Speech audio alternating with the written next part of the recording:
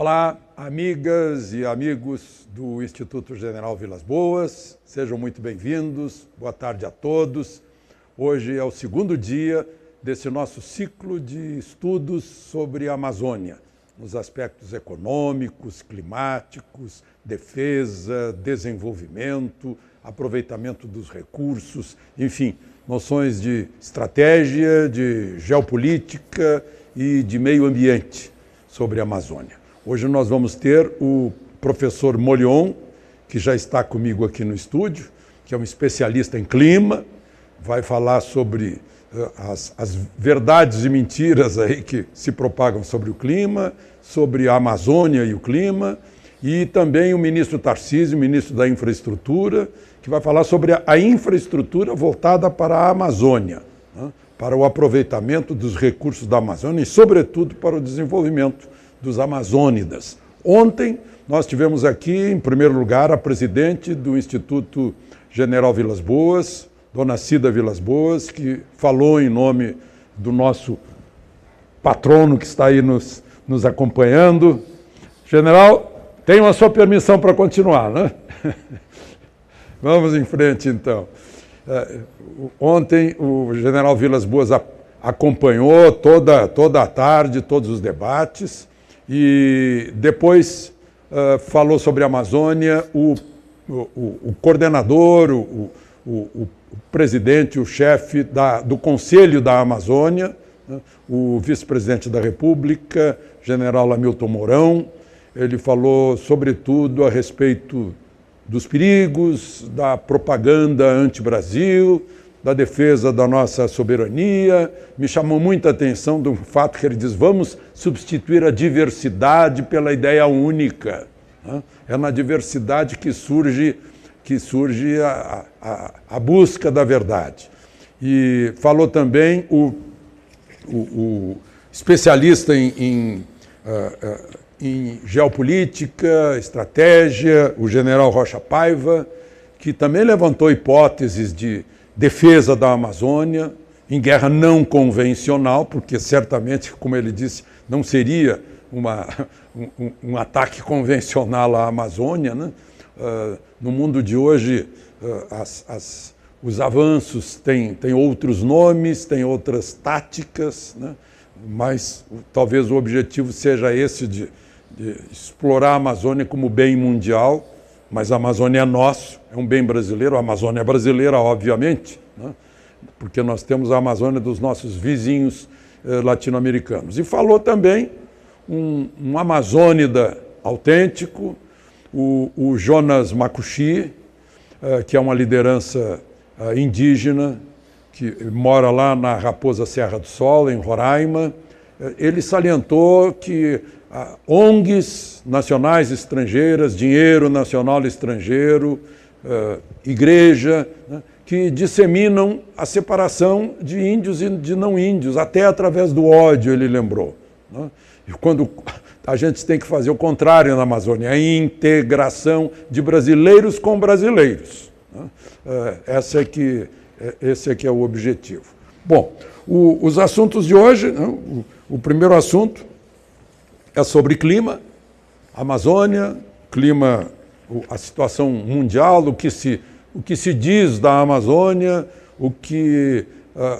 os mitos, a ficção e a realidade científica, com o professor Luiz Carlos Baldissero Molion, que é bacharel em física pela USP e PhD em meteorologia em Wisconsin. Ele esteve aí pelo mundo todo, acadêmico do Instituto de Estudos Avançados de Berlim, eu vou arriscar aqui, Wissenschaftskolleg. Tá bom. E pesquisador aposentado do INPE, professor aposentado da Universidade Federal de Alagoas, colaborador de pós-graduação em clima do meio ambiente de Évora, linda Évora, lá de Portugal, com aquele templo de Diana, e bons vinhos e bons restaurantes, né? Enfim, é um grande nome da climatologia brasileira, dessas questões de meio ambiente que são tão atuais. Então nós vamos primeiro ouvir o professor Molion e depois dele o ministro Tarcísio, né, que, como eu disse ontem, vou repetir, é um Andreasa atualizado, né? Andreasa 5.0, algo assim, né? Já na quinta geração. Mas, professor Molhon, seja muito bem-vindo, muito obrigado por estar entre nós e as pessoas devem estar curiosas para ouvi-lo. Muito obrigado, Alexandre, e agradeço ao Instituto General Vilas Boas por essa oportunidade de levar algumas verdades em cima de tanta mentira que acontece. Nós vamos, nesse primeiro bloco, falar sobre o clima global e essa história que antes era aquecimento, mas como faz 30 anos que não está aquecendo, agora mudaram de 6 para meia dúzia, agora é mudanças climáticas. Só que a mudança climática para eles é só para cima, nunca é para baixo, né? E no segundo bloco nós vamos falar um pouco da influência que disse que a Amazônia tem nas chuvas do Brasil e arriscar aqui algumas ideias de como se pode desenvolver a região. Você vai falar também sobre o carbono? Falar sobre o carbono também, né, que aliás saiu um artigo na revista Nature, agora, no dia 9, dizendo que a Amazônia praticamente não absorve carbono, né? Está empatado, né? E os dados que nós temos são diferentes. E também arriscar deixar umas sugestões como é que se pode desenvolver a região sem destruir a floresta, né?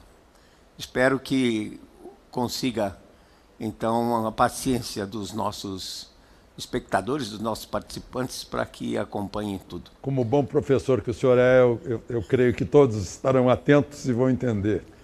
Muito bem. Então, só para colocar o background, lembrar que o planeta, no último 1 milhão de anos, já passou por 9 glaciações. Cada glaciação dura aí da ordem de 100 mil anos. Então, 9 vezes 100 mil dá 900 mil, que 1 milhão significa que 90% do tempo esse planeta é mais frio do que o normal. E essas glaciações elas são interrompidas por períodos mais aquecidos, chamados interglaciais. Isso tudo está ligado a mudanças na órbita da Terra em torno do Sol. E cada interglacial dura aí da ordem de 10 mil anos. Tá? Então, o que a gente percebe com os dados que se tem, por exemplo, dos cilindros de gelo da estação de Vostok, na Antártica, é que os últimos 3 interglaciais, 130 mil, 240 mil e 320 mil anos atrás, segundo um estudo publicado na própria Nature, que realmente me causou uma grande surpresa, que as temperaturas foram 6 a 10 graus superiores ao atual que nós estamos vivendo, que é o chamado ótimo do Holoceno, e que ele resume, assim, de maneira geral, toda a civilização da forma que nós conhecemos, nos últimos 10 mil anos. Então, nesse gráfico, vocês têm a variação da temperatura com o tempo, né? Então, note que houve um chamado ótimo do Holoceno, há 8 mil anos atrás, em que a agricultura deixou de ser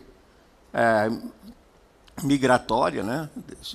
E passou a ser fixa naquela região do Tigre e Eufrates, que hoje é o Iraque. Era migratória em busca de clima melhor. Isso, e chovia mais naquela época.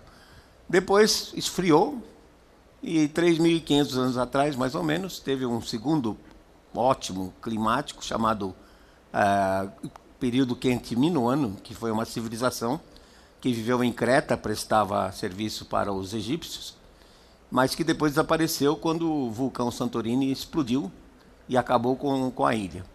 Temos o período ótimo romano, também de clima quente, que durou aí da ordem de 700 anos, da ordem de uns 400 anos antes de Cristo até 300 depois de Cristo, que permitiu aos romanos dominarem tudo, né? Desde o Oriente Médio até a Escandinávia e a costa da África também foi domínio dos romanos. Período quente, a agricultura sempre funcionando, a população não tinha problema de fome, né? Então nem se importava com os romanos. Aí um outro período mais quente, mais recente, o medieval, período quente entre aproximadamente 800 e 1250 depois de Cristo, Esse período é muito interessante, porque deu origem às artes, né? Se desenvolveram nesse período. E os vikings, liderados por Eric o Vermelho, saíram da Escandinávia, Alexandre, e colonizaram a Groenlândia. Praticaram agricultura no sul da Groenlândia. Que é terra verde, né? Pois é, então, e no norte do Canadá. E hoje são gelados, né? Quer dizer que o clima realmente estava muito bom. Aí entrou num período crítico, que foi a chamada Pequena Idade do Gelo, que durou de 1300, mais ou menos, até, minha opinião, pessoal, início do século XX, em torno de 1915. Esse período foi caracterizado por ser mais frio, invernos mais longos e frustração de safra, o que levou a população a ter fome. E causou grandes distúrbios sociais, dos quais o principal deles, o mais famoso, é a Revolução Francesa de 1789, que a gente sabe que o povo estava com fome e acabou depondo a monarquia. E conforme pode ser visto, aquela linha verde mostra que a tendência é de resfriamento a muito longo prazo. Ou seja, nós já passamos pelo pico desse interglacial, que foi há cerca de 8.000 anos atrás, e agora, inexoravelmente, estamos indo para uma nova era glacial. Mas ninguém precisa perder o sono, porque o pico dessa nova era glacial vai acontecer daqui uns 100.000 anos. Então, quem estiver vivo lá é que procure resolver o problema.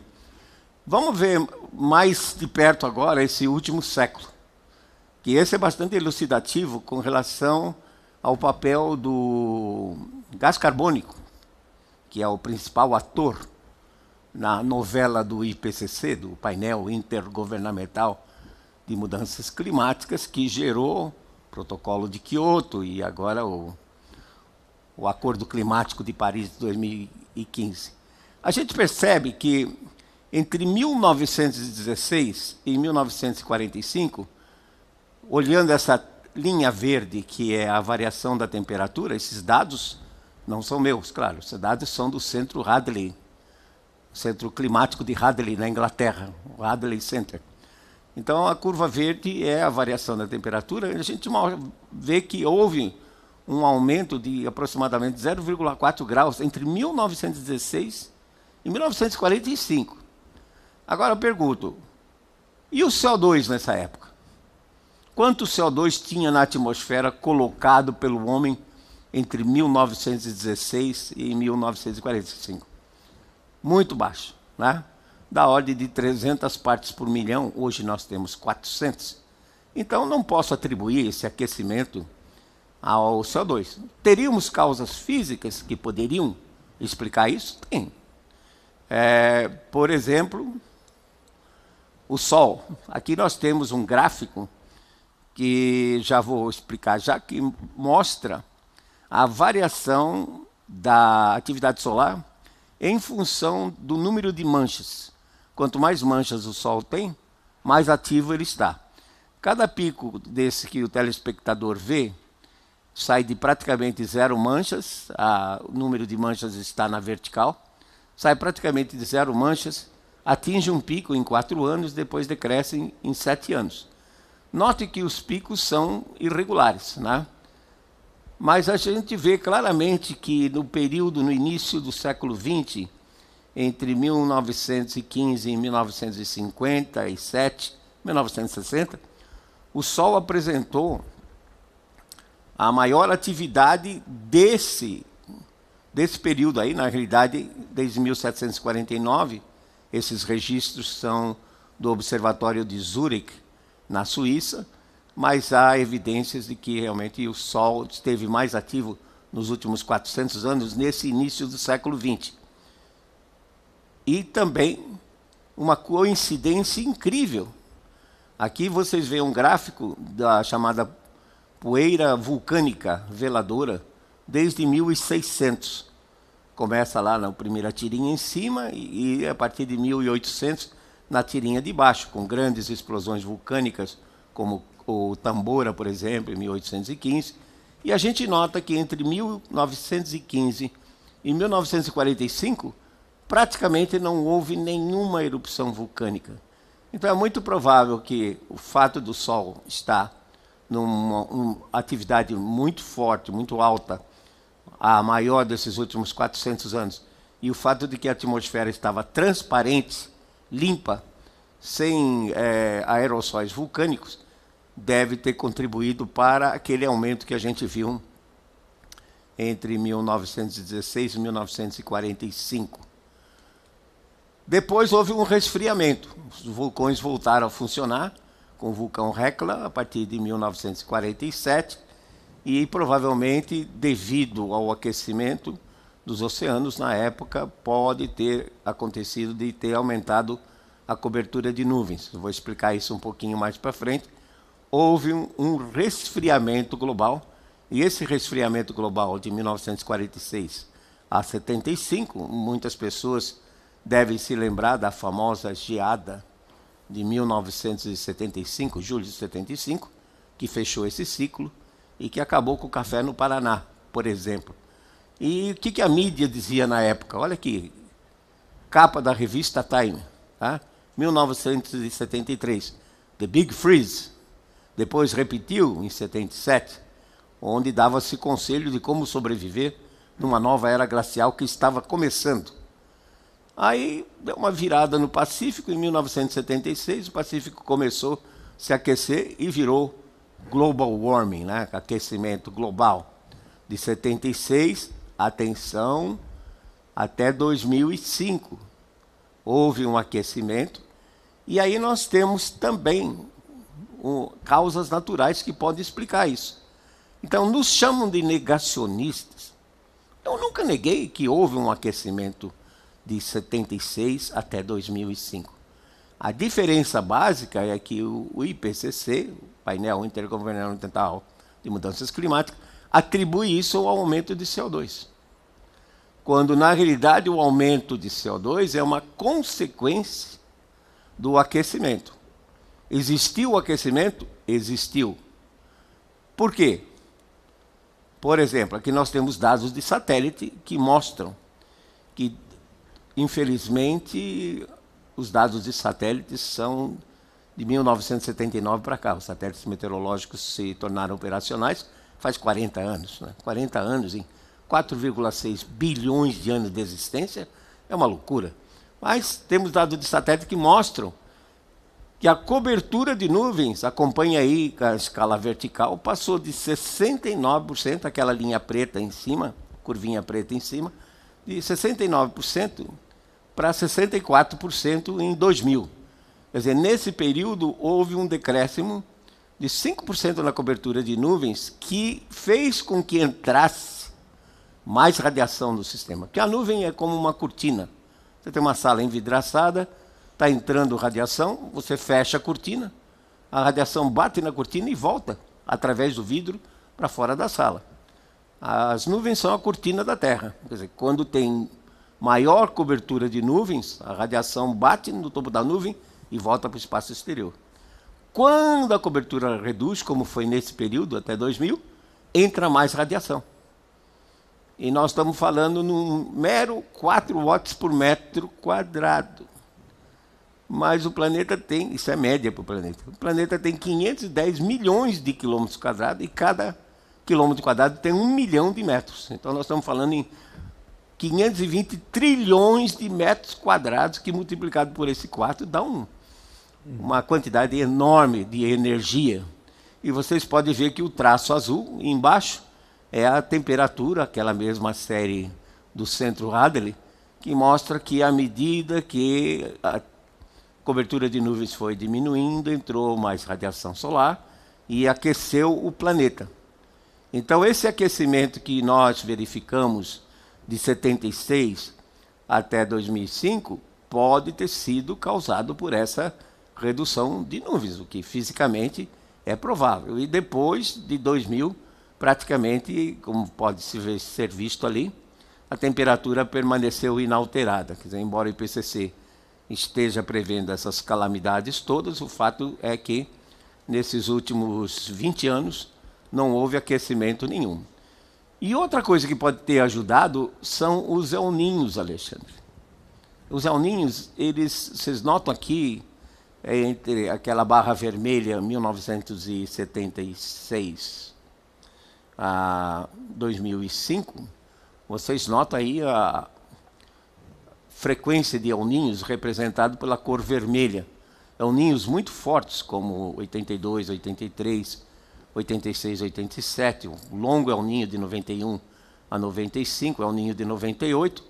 Então, os El Niños, eles colocam muita energia, que o Oceano Pacífico fica quente e joga muita energia a ponto de aquecer o globo. Esses são dados de satélite, temperatura medida pelo instrumento de micro-ondas a bordo de satélites, que mostra que, por exemplo, só um exemplo, de 80, o El Niño de 97 e 98, jogou tanta energia, tanto calor na atmosfera, que aumentou a temperatura global de 0,74 graus.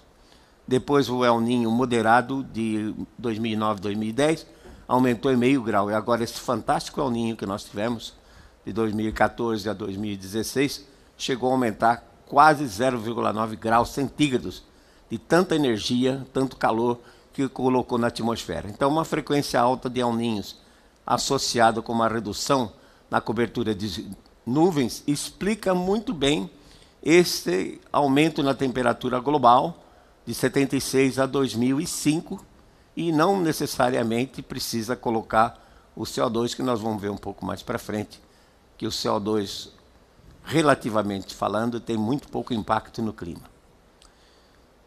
O papel do carbono no clima global. Só para o ouvinte ou telespectador se situar. Fluxos naturais que saem dos oceanos, da biosfera e dos solos. Sai dos solos também, porque existem bactérias aeróbias que consomem oxigênio e emitem CO2. Além disso, existe a desmineralização das rochas calcárias. Carbonato de cálcio, quando chove, se dissolve e manda CO2 para a atmosfera. São 200 bilhões de toneladas de carbono por ano. Qual é a incerteza que nós temos nessa alternativa, nessa estimativa? 20% para cima e 20% para baixo. Só 40 bilhões para cima, quer dizer, eu não sei se aquele número é 240 bilhões ou se ele é 160 bilhões. A barra de erro, Alexandre, são 80 bilhões de toneladas. Quanto é que o homem coloca? 10. Quer dizer, 10% da nossa ignorância com relação aos fluxos naturais é que o homem coloca. E nós aprendemos na escola que se a gente não conhece a segunda casa dos 200 bilhões, não sei se aquela segunda casa é um 6 ou é um 4, eu não vou nem discutir a primeira. Então, acho um absurdo estar se gastando dinheiro em tentar reduzir CO2, se o que ele corresponde perante aos fluxos naturais é muito pequeno, né? Da ordem de 2%, 3% dos fluxos naturais. E aí entra o popstar do aquecimento global, que é o efeito estufa. Em princípio, o CO2 é um gás chamado gás de efeito estufa, que absorve a radiação infravermelha que é emitida pela superfície da Terra. Então, em princípio, se você colocar mais CO2, vai absorver mais, vai aquecer o planeta. O que de verdade tem nisso? Para começar, a definição está errada. O CO2 não tem absolutamente papel relevante no aquecimento do clima.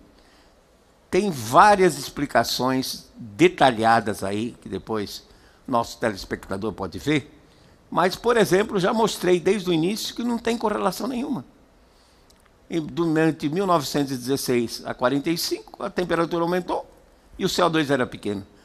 Depois da guerra, em que os aliados tomaram os países do eixo, as indústrias, começou uma industrialização desenvolvida, né?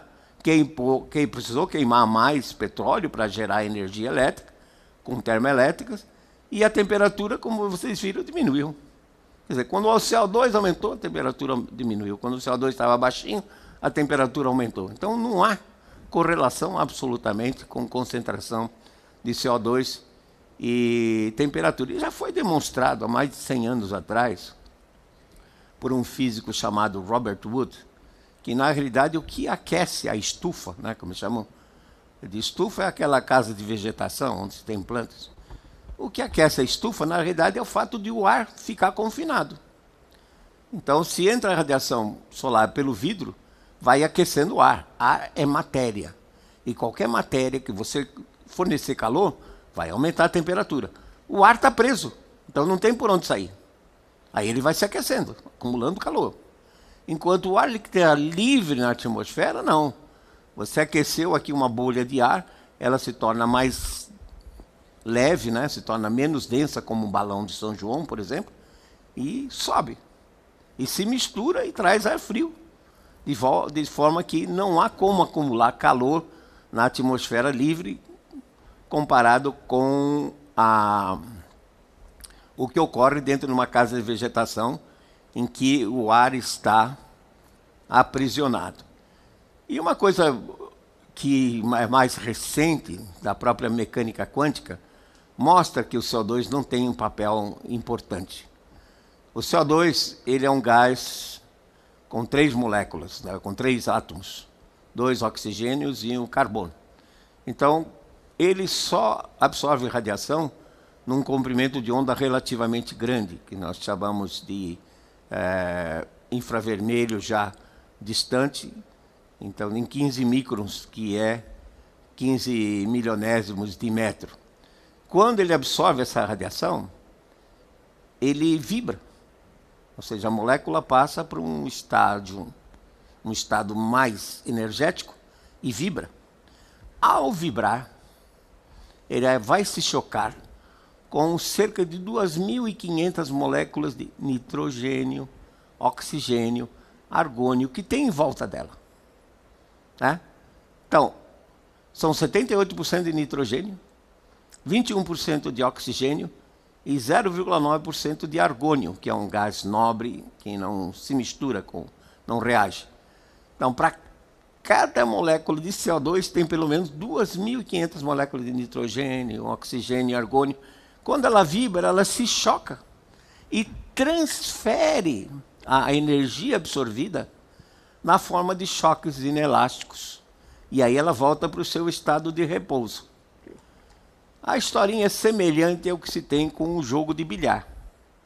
Tá? Eu impulsiono a bola branca, ela adquire energia cinética, bate na bola preta e transfere a energia dela. A bola branca pode até parar.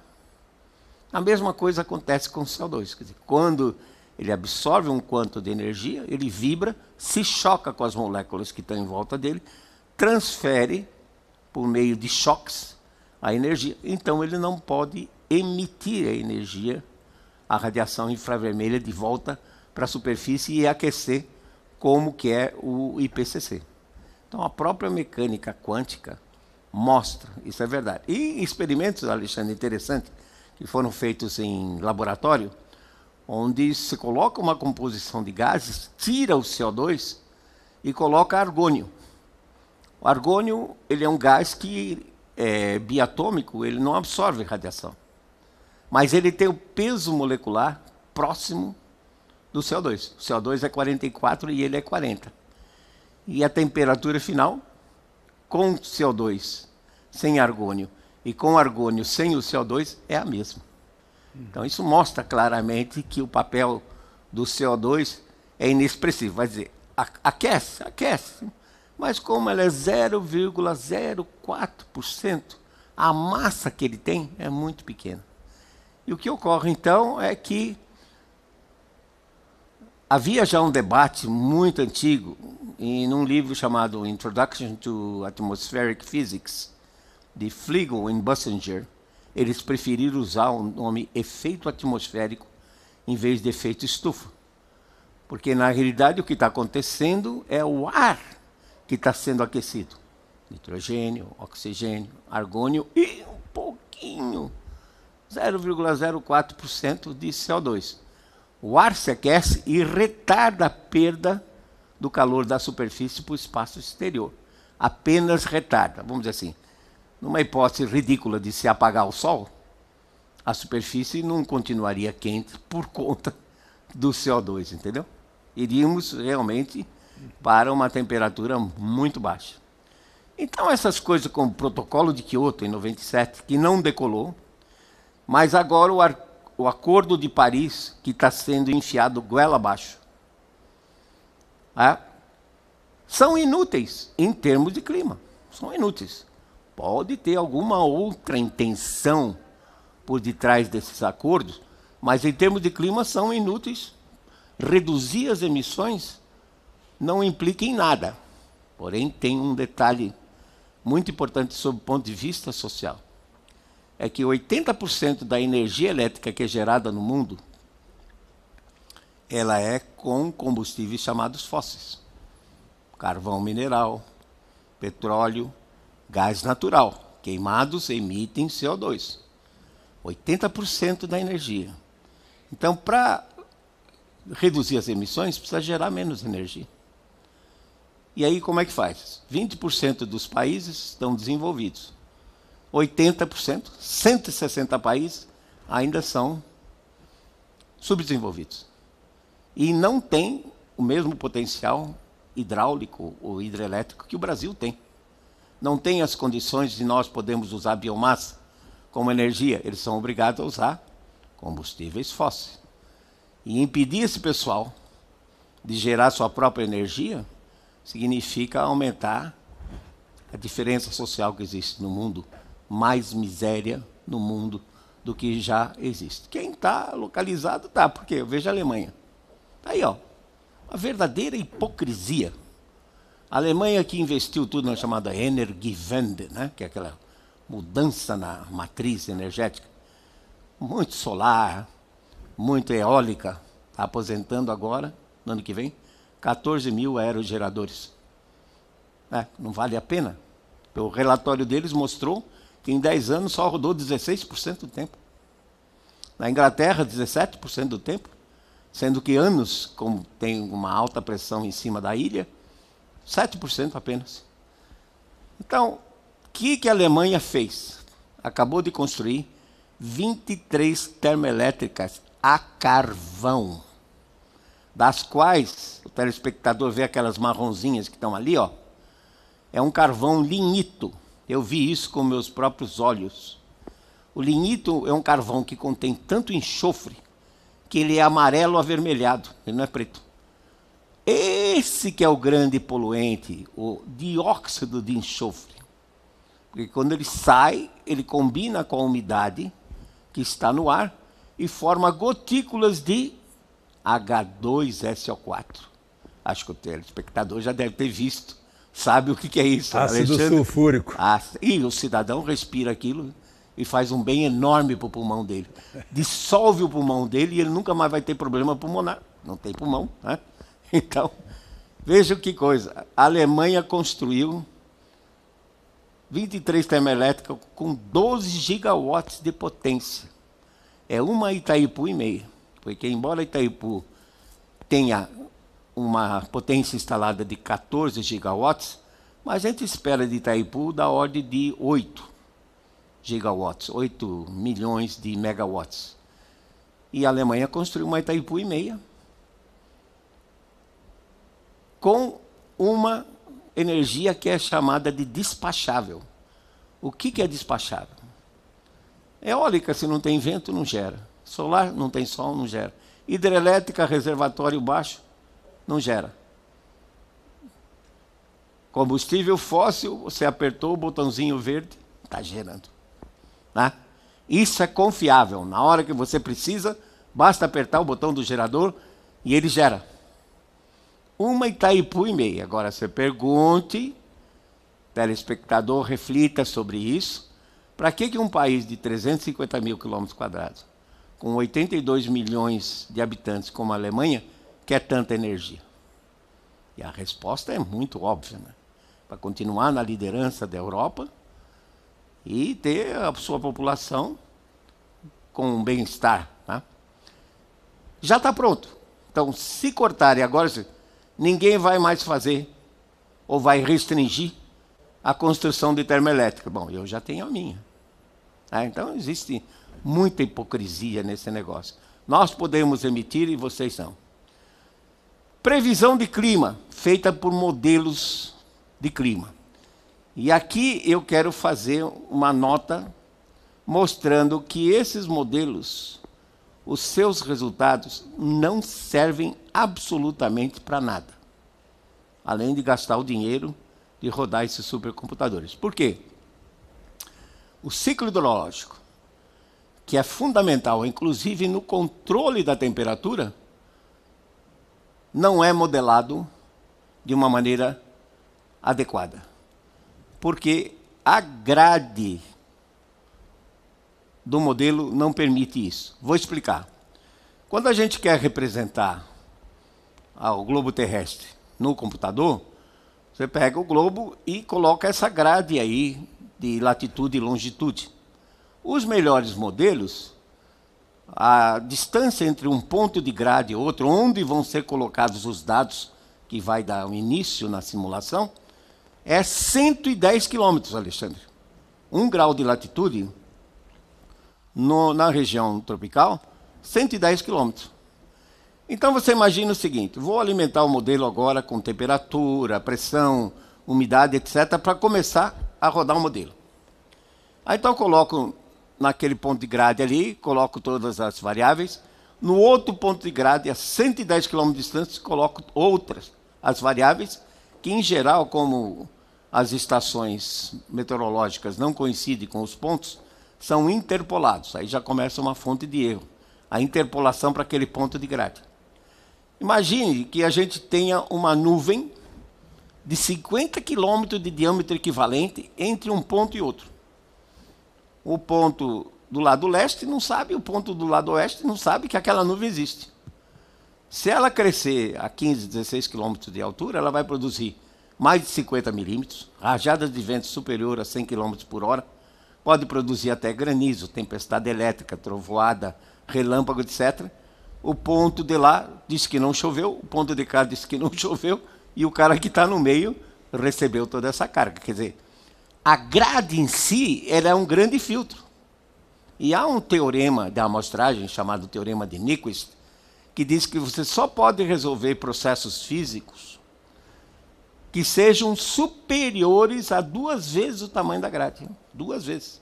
Então, o modelo, ele simplesmente filtra todos os processos físicos inferiores a 220 km, 2 vezes 110.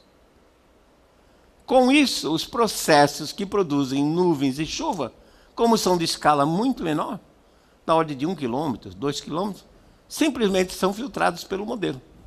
Como o modelo não representa o ciclo hidrológico, ele não pode acertar a chuva.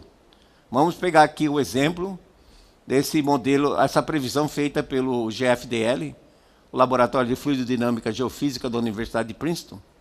Esses caras têm mais de 50 anos que eles mexem com modelos, são pioneiros nisso. Aí então, dados de outubro de 2018, prevendo chuva em março de 2019.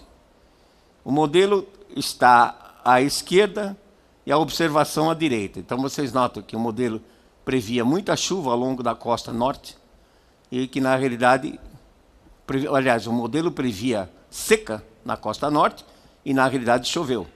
No Amapá, no Suriname, o modelo previa que ia chover e não choveu, aquele ponto vermelhinho ali. No Rio Grande do Sul, previu que ia chover acima da média, na realidade, choveu abaixo da média. Então, o modelo não acerta o ciclo hidrológico.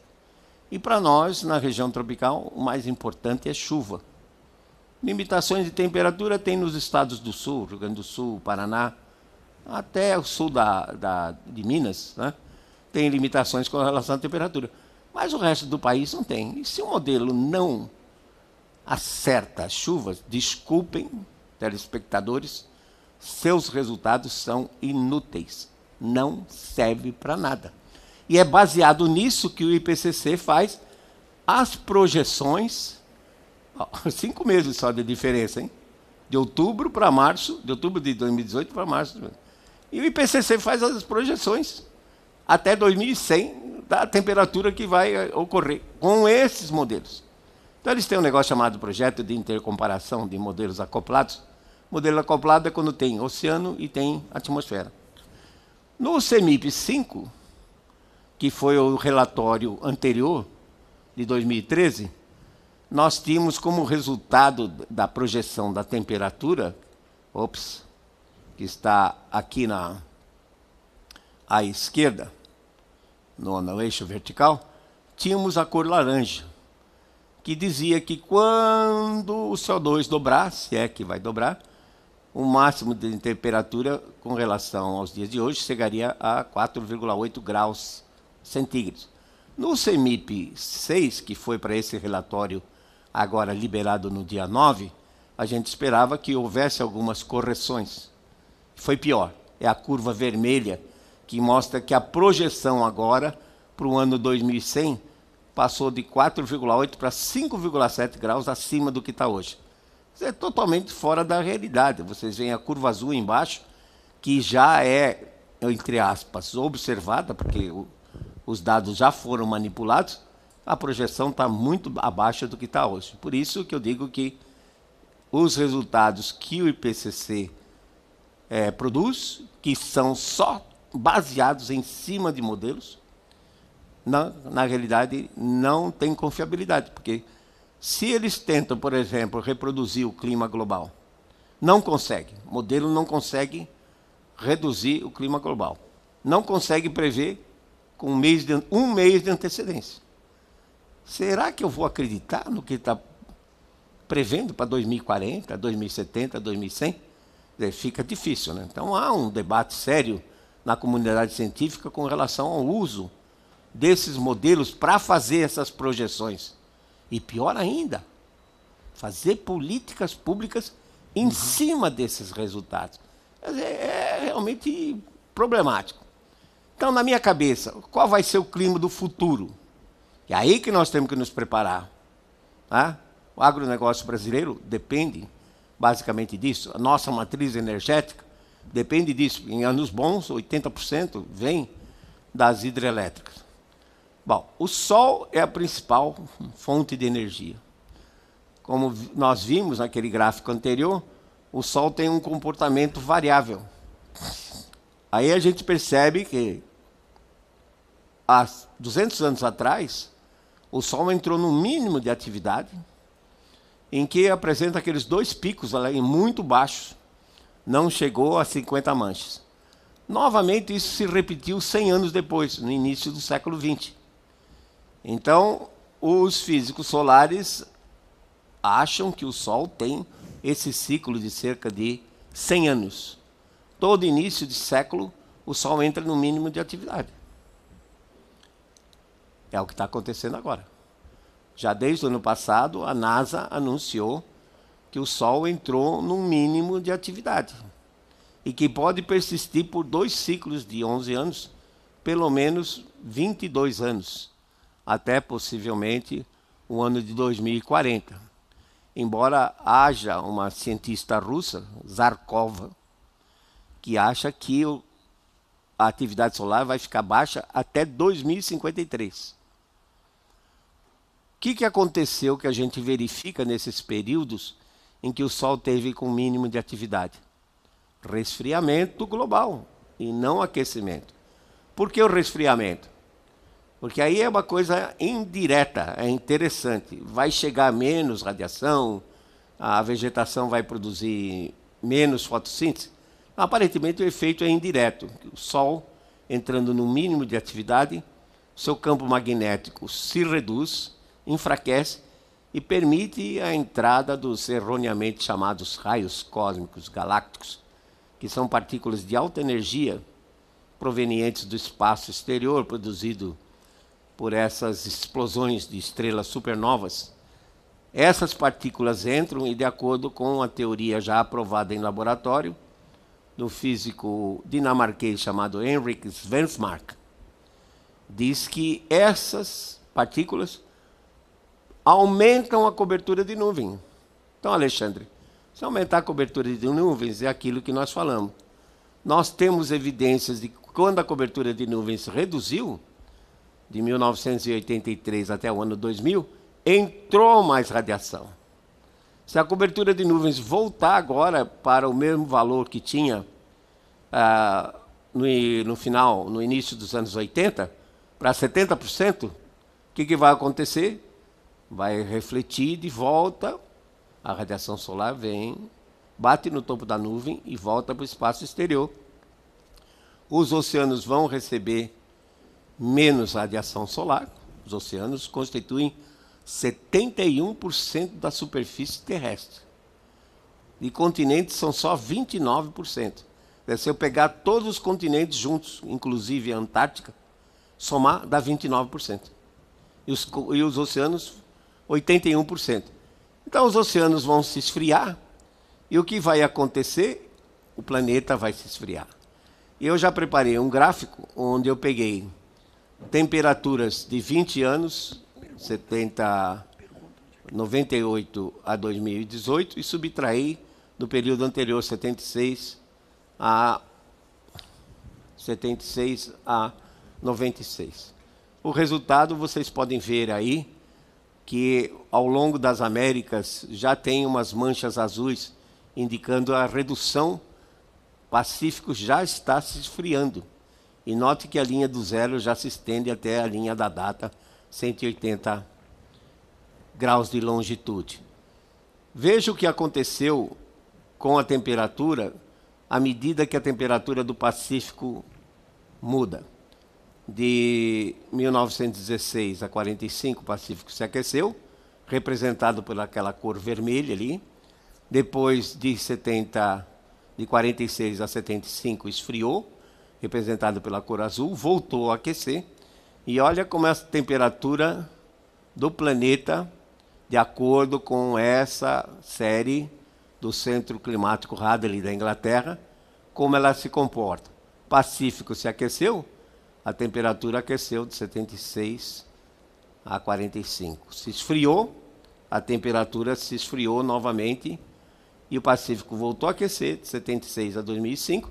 A temperatura aumentou e agora parece que está havendo já uma nova inversão. E o Atlântico, que é muito importante para o clima europeu, também está esfriando. Isso aqui, ó, o conteúdo de calor do Atlântico Norte, mostra que em 1973 estava no mínimo, aumentou, chegou a um máximo em 2006 e agora está mostrando tendência de resfriar. O Atlântico Norte resfriando, o prejuízo é para a Europa, porque os ventos passam pela América do Norte, passam por cima do oceano e vão para cima da Europa. Se os oceanos se esfriarem, o ar vai chegar mais frio e mais seco, e a Europa vai sentir, então, uma mudança climática. Vou falar um pouco de Amazônia, porque existe muita história de que a Amazônia afeta as chuvas, né? O desmatamento pode reduzir as chuvas. Inclusive, chegou a ponto de, no Sínodo da Amazônia, em 2019, essa reunião que o Papa convocou, no documento papal, o Instrumentum Laboris, o Papa Francisco diz que a Amazônia é responsável pelas chuvas da América do Sul. Então, o que nós fizemos? Peguei um aluno meu, o Hugo Braga, disse: Hugo, vamos calcular esse negócio. Nós temos dados. Colocamos uma caixa virtual em cima da Amazônia e computamos quanto entrou vento carregando umidade, quanto entrou de umidade e quanto saiu pela fronteira sul. Fizemos isso diante daquela polêmica que em 2014 São Paulo ficou sem água. Aí a culpa era do desmatamento da Amazônia. Está aqui, ó. Dados, números são incontestáveis. Cada barrinha dessa é o fluxo em quilogramas por segundo. São milhões, né? 2,6 milhões, 260 milhões de quilogramas por segundo. Note que a barrinha maior foi exatamente 2014, no ano que foi seco. Mas se tinha umidade, por que foi seca? Simplesmente pelo seguinte: normalmente, que é a tirinha de cima, ali à direita, quando a Amazônia se aquece, o ar então sobe, levando umidade e produzindo chuva. Porém, se temos um El Niño, como era o de 2014, 2015, 2016, acontece o contrário, o ar começa a descer. Aí cria uma inversão de temperatura e impede que haja formação de nuvens e chuva. O resultado é que toda aquela umidade que entra pelo oceano, que é a principal fonte, acaba parando no Rio Grande do Sul, porque ela fica canalizada entre a superfície e 2 km de altura e não consegue desenvolver nuvens. Então, não faltou umidade, como vocês viram, faltou um mecanismo. E a Amazônia, ela está em equilíbrio sob o ponto de vista hídrico. Por quê? Você pode ver ali que, para o clima amazônico estar estável, o balanço hídrico está estável, o que entra pela atmosfera e fica, tem que sair pelo rio. Porque você pode provar, por absurdo, que se entrar mais do que sai pelo rio, a região vira um lago. Por outro lado, se sair mais do que... se entrar menos do que sai pelo rio, ela vai virar um deserto. Se ela fosse fonte de umidade. E nós fizemos os cálculos. Entra, olha, fantástico, 460 mil metros cúbicos por segundo de umidade. Sai 200 mil metros cúbicos por segundo pelo rio, em média, e 260 mil, em média, sai pela fronteira sul e vem alimentar as frentes frias que produzem chuva no sudeste, no centro-oeste. Então, ela está em perfeito equilíbrio, portanto, a Amazônia e seu desmatamento não tem impacto nenhum sobre as chuvas no restante da América do Sul. Professor, só queria preveni-lo, o ministro vai ter um outro compromisso depois, ele tem que entrar mais ou menos às 3 horas. Que horas são agora? 5 para as 3. Tá bom. Então, vamos concluir. É possível desenvolver a Amazônia em harmonia com o ambiente? É. Você precisa de 3 coisas básicas. Água, que é o que não falta na região. Energia elétrica, que é o que falta. E o escoamento da produção. Quer dizer, você produz, tem que transformar isso em dinheiro, em riqueza. Nós podemos fazer coisa que ninguém no mundo pode fazer. Por exemplo, dizem que a Amazônia tem 340 mil quilômetros quadrados de áreas degradadas. Não sei o que é isso. Perguntei ao doutor Evaristo de Miranda, que é o chefe da Embrapa Territorial. Evaristo, o que são áreas degradadas? No meu dicionário não existe isso. Existem pastagens mais produtivas, pastagens menos produtivas. Mas só para efeito de cálculo, Alexandre, 340 mil quilômetros quadrados é uma Alemanha, como eu mencionei. Se nós plantássemos dendê, que é a palmácea mais produtiva que existe, chamado óleo de palma, 340 mil quilômetros quadrados ia dar uma produção anualmente, ou diariamente, de 3,3 milhões de barris por dia. A Petrobras produz 2,9. Então, com esses 340 mil quilômetros, que só nós podemos fazer, dobraria a produção com óleo vegetal renovável e que pode ser queimado em motores, que já queimam óleo vegetal diretamente sem a necessidade de produzir biodiesel. Então, uma grande solução para a Amazônia é usar dendê e palmáceas nativas, como buriti, macaúba, patauá, que produzem. O buritizal nativo, tem um potencial de 3 toneladas de óleo por hectare. Já está plantado, ninguém precisa fazer nada. E uma coisa interessantíssima, que você tem que escoar isso. E olha a solução. Balão dirigível. Tá? A Lockheed Martin tem esse híbrido H1, só estou citando como exemplo, porque tem outros países que produzem, e o Brasil poderia também produzir esses balões. Mas o Lockheed Martin é interessante porque ele tem esses motores verticais e ele forma o chamado air cushion.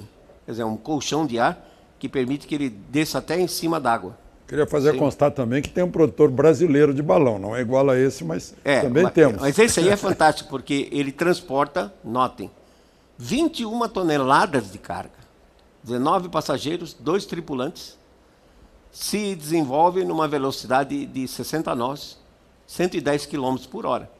Não precisa de estrada, não precisa de aeroporto, tá certo. Esse modelo aí é caro, é 40 milhões de dólares. Mas lembrar que a recuperação da BR-319, Manaus-Porto Velho, esses 52 quilômetros que estão sendo feitos, custaram 167 milhões de reais. Já vamos falar disso com o ministro Tarcísio. Exatamente. Então, são quase 35 milhões de dólares, que mostra que realmente nós podemos escoar, transportar gente e transportar carga sem absolutamente derrubar um pé de árvore, né? Sem derrubar uma nada. Bom, concluindo, só vou dizer, tem aí várias coisas, CO2 não é vilão, CO2, quanto mais CO2 tiver na atmosfera, melhor, porque CO2 é comida de planta. Então, tendo mais CO2, a fotossíntese aumenta, né?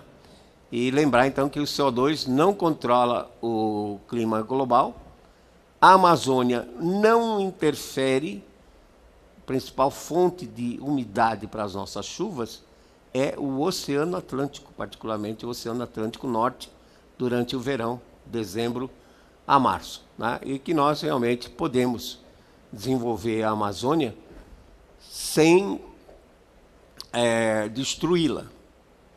E com relação ao carbono, que acha-se que a Amazônia é realmente um sumidouro, né? Um absorvedor de carbono. Saiu, como disse, um artigo recentemente que diz que não. Praticamente é irrisório o que a Amazônia absorve. Mas nós fizemos um experimento já em 1987, em que nós medimos os fluxos. Esse trabalho que saiu, ele tem erros na metodologia em si.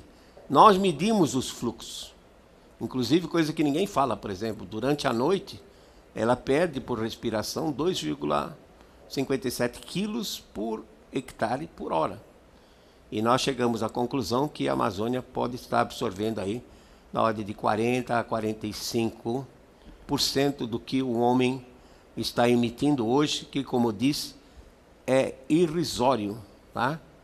Representa o que a Amazônia absorve, 2% de que os fluxos naturais de carbono, como o oceano, por exemplo, colocam na atmosfera. Eu gostaria de ir bem mais adiante, temos assunto aí para passar várias horas, mas, infelizmente, acho que está dado o recado. Deu o recado e muito bem, professor, muito bem, né? Muito obrigado. Parar por aqui, Alexandre. Nós é que agradecemos, em nome do Instituto General Vilas Boas, esse esclarecimento seu, com base nos estudos, na ciência, nos registros. Em números e observações. Em números. O senhor formado em física. Exatamente. Muito obrigado, professor Molhão, porque agora a gente vai trazer o ministro da Infraestrutura, o ministro Tarcísio, que é formado em engenharia, no Instituto Militar de Engenharia. Né? Bastante concreto também. Aí vale até o trocadilho, né?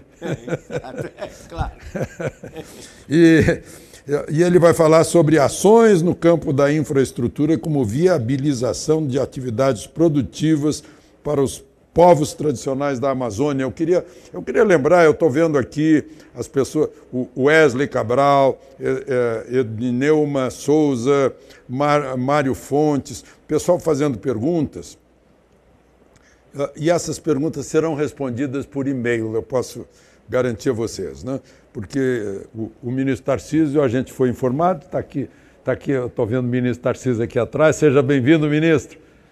Eu sei que tem compromisso com o presidente agora, então já vamos começar. Eu queria passar então a palavra para o senhor, ministro, para falar sobre a infraestrutura e a Amazônia e o desenvolvimento sustentável.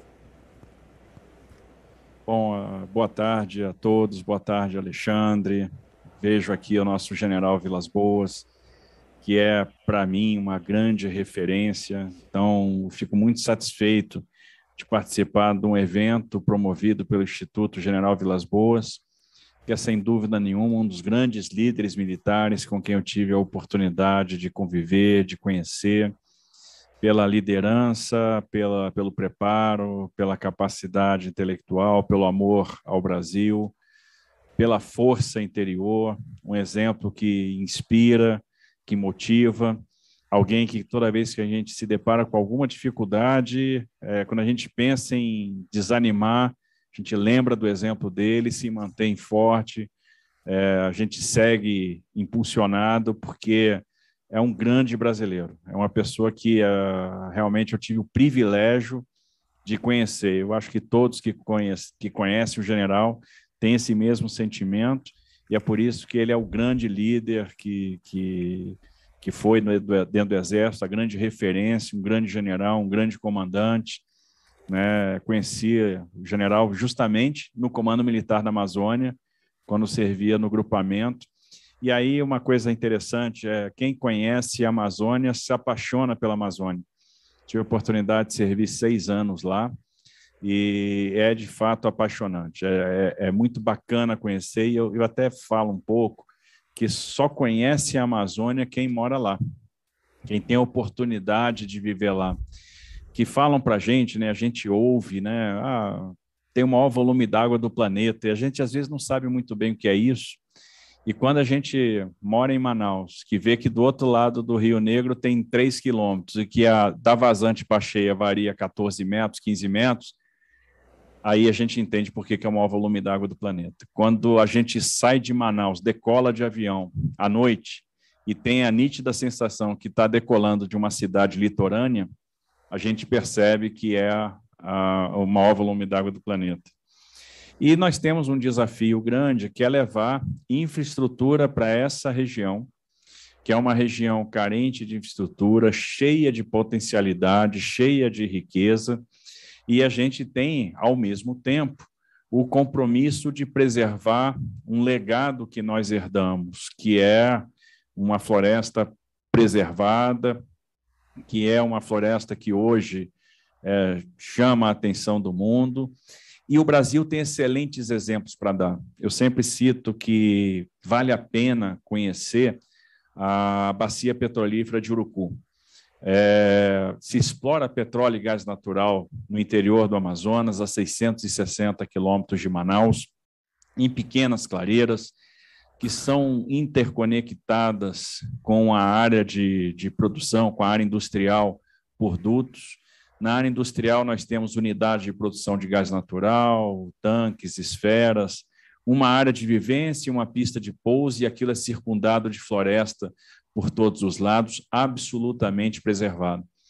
Temos um poliduto e um gasoduto que liga essa área industrial ao terminal da Petrobras em Coari, e depois o gasoduto que chega até Manaus, na refinaria, e esse gás natural hoje permitiu que houvesse a conversão das térmicas que antes queimavam óleo diesel para o gás natural. Então, algo extremamente sustentável. Como também é sustentável a exploração mineral em Carajás. Então, com estéreo a seco, nós temos uma ferrovia que serpenteia a Floresta Nacional dos Carajás, com trechos elevados, com passagens de fauna, com a Floresta Nacional dos Carajás absolutamente preservada, e uma floresta que é preservada pelo privado. É a Vale que toma conta, com muita competência, então ali não tem a exploração de madeira ilegal, não tem o garimpeiro ilegal, não tem desmatamento ilegal, não tem nada disso. Então, é outro grande exemplo. Então, esses exemplos mostram que é possível promover a provisão da infraestrutura com a sustentabilidade. Essa infraestrutura é fundamental. Recentemente, nós fizemos um leilão de aeroportos. Esse leilão de aeroportos foi extremamente bem sucedido.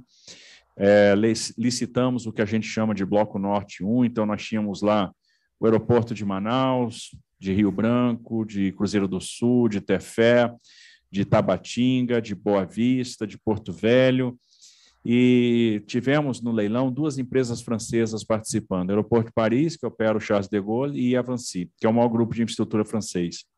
E a Vinci ganhou, assinaremos aí em breve esses contratos. E eu fiz uma pergunta para o CEO da Vinci, eu digo, por que o interesse em administrar aeroportos na Amazônia? E ele me respondeu, ecoturismo. Então, o mundo também já percebeu que é uma região rica, cheia de potencialidade, é uma região que nos conecta com o futuro. E o futuro é a biotecnologia, é dali que virá a riqueza do amanhã, é a chave para um crescimento muito forte. Eu não tenho dúvida que, quando a gente dominar essa biotecnologia, nós vamos dar um salto.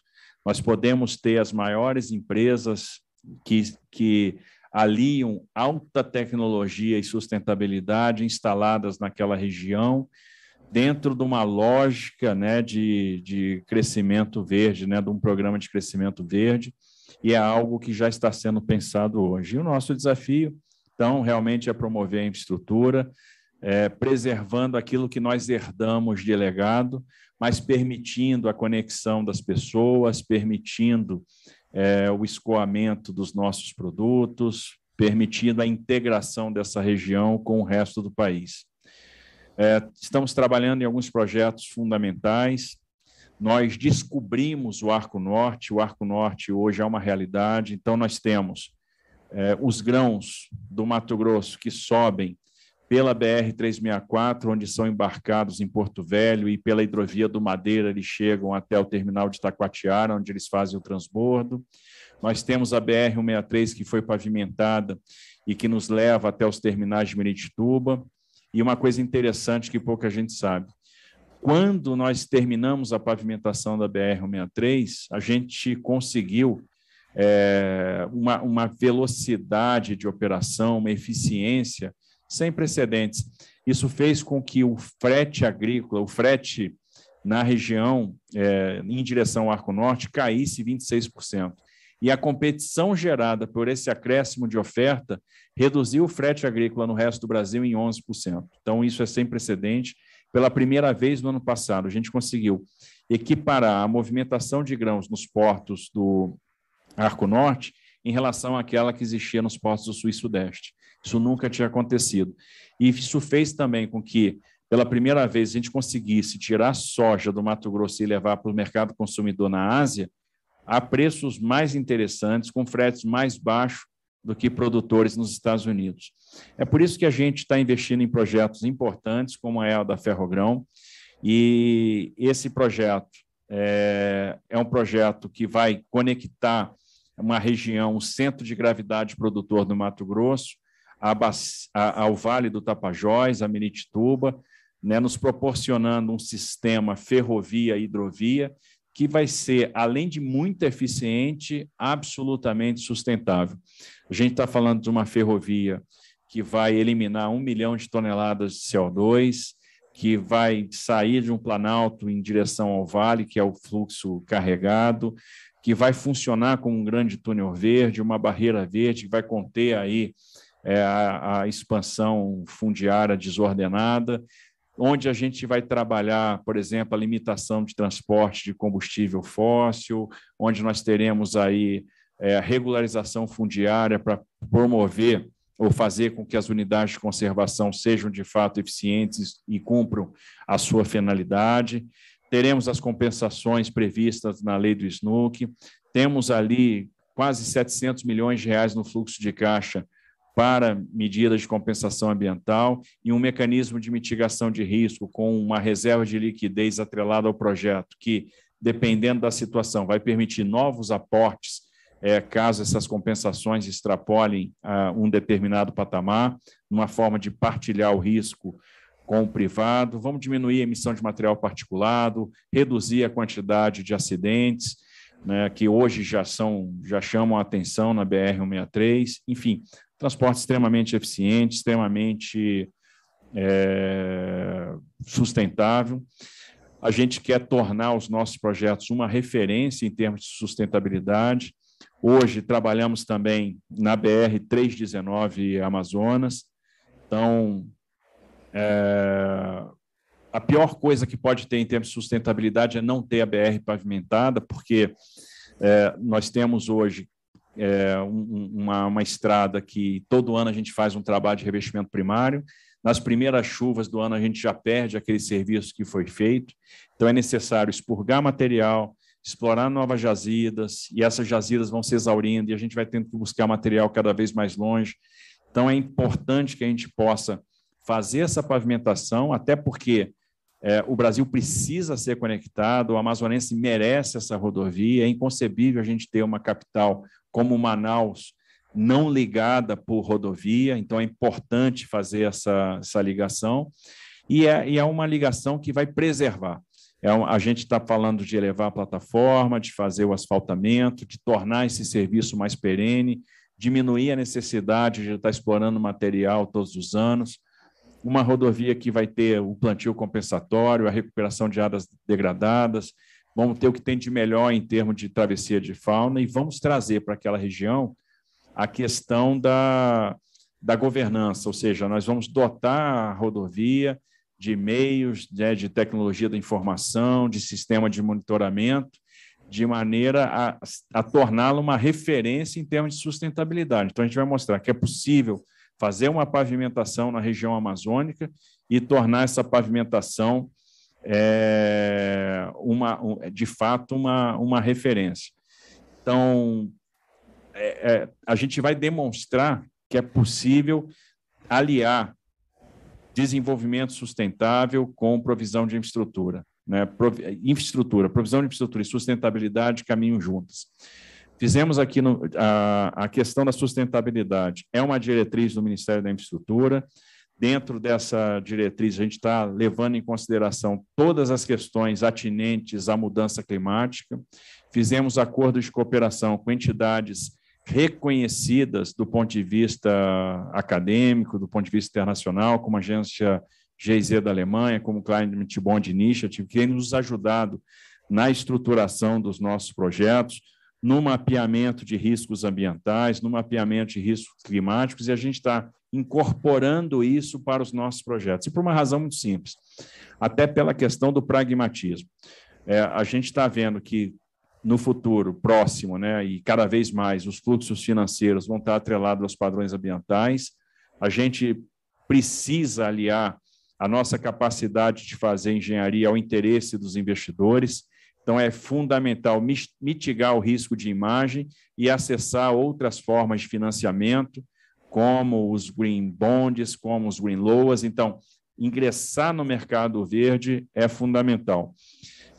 O Brasil sabe fazer, tem tradição, tem legado, e é importante que a gente tenha a condição de perpetuar esse legado, mostrar que nós podemos fazer, aliar o desenvolvimento com a questão da sustentabilidade, ter uma matriz de transporte cada vez mais equilibrada, cada vez mais eficiente, e criar um grande programa de desenvolvimento verde, onde a gente vai capturar, né, as externalidades positivas e os benefícios, então, da biotecnologia. A gente tem muito campo para isso e talvez essa seja a nossa grande fonte de riqueza no futuro. E é por isso que nós estamos, então, determinados a trabalhar dessa forma e acho que nós temos muito para mostrar aí nos próximos meses, nos próximos ano e meio, e mostrar o nosso compromisso com o desenvolvimento sustentável. Ministro, muito obrigado por essa explicação a respeito de desenvolvimento sustentável, infraestrutura, Amazônia. Quais são os obstáculos? Ainda existem obstáculos por parte de legislação ambiental ou de movimentos de ambientalistas para algum projeto necessário para o desenvolvimento da Amazônia?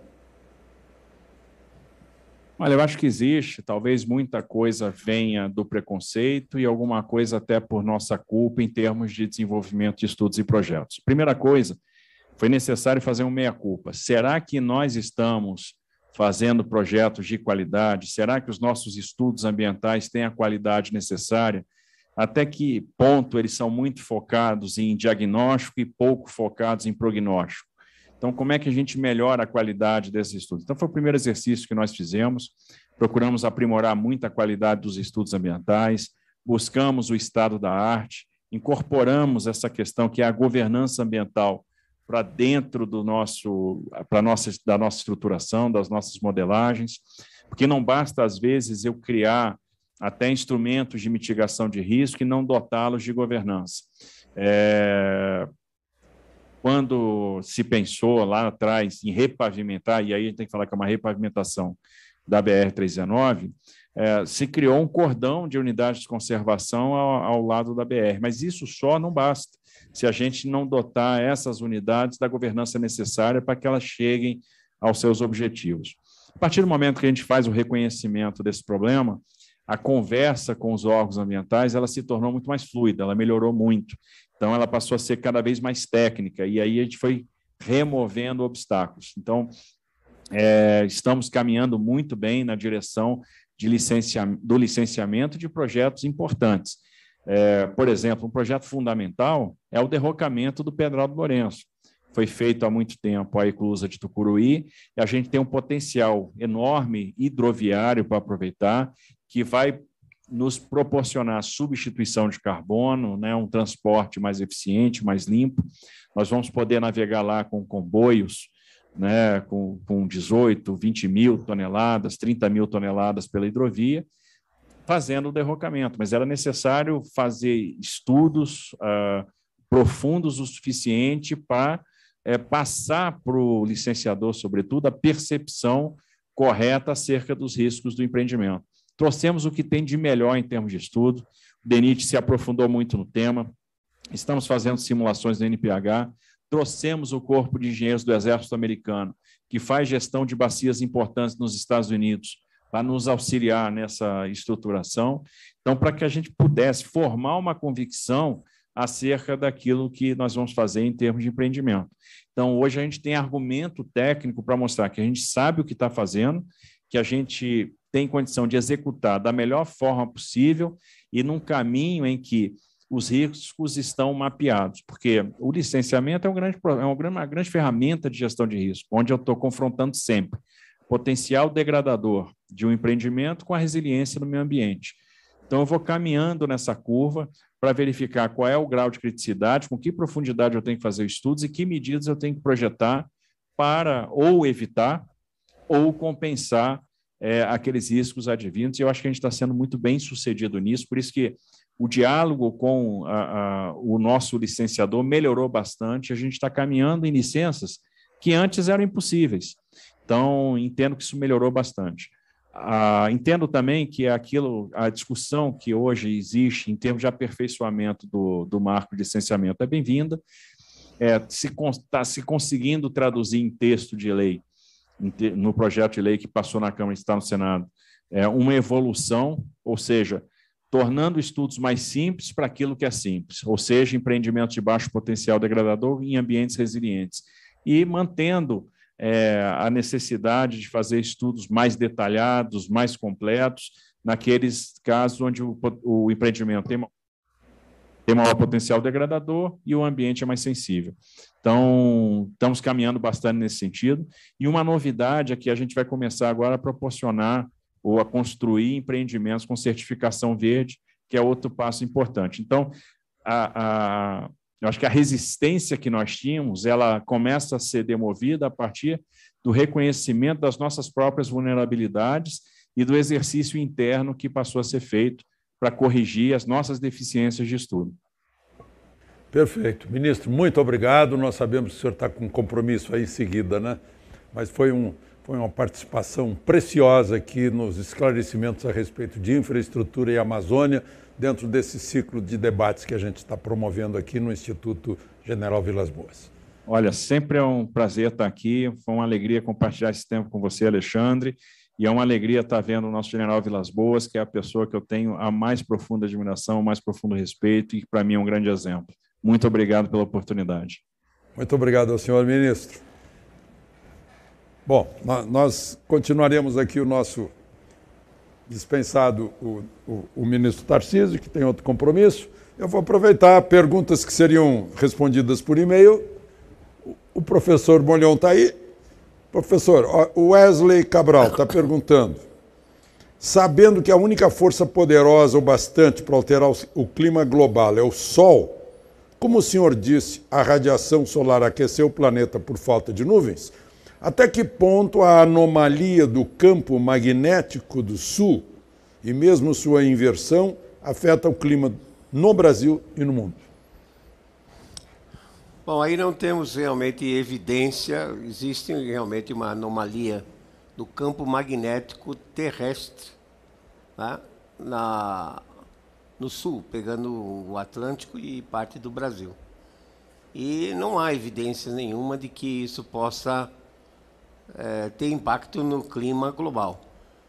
Porque o campo magnético terrestre é relativamente fraco, né? E ao contrário do Sol, o seu campo magnético, a magnetosfera solar, ou a heliosfera, ela se estende até Plutão, que infelizmente foi rebaixado na categoria de planeta, né? Mas o campo magnético solar é muito mais forte, e é o campo magnético solar que, na realidade, nos protege dessa chuva de partículas de alta energia que vem do espaço exterior. E é claro que quando o campo magnético solar enfraquece, então aumenta essa chuva de partículas de alta energia, e certamente deve aumentar também o número de partículas que chegam até a superfície quando passam pela anomalia. Mas o clima a atmosfera é tão caótica, e as escalas em que os processos físicos ocorrem, turbulência, desde coisa micro até grandes ondas planetárias, né, com 10.000 quilômetros de comprimento, não permite que a gente consiga separar uma possível influência que essa anomalia tem. Pois não. Pergunta de Edneuma Souza.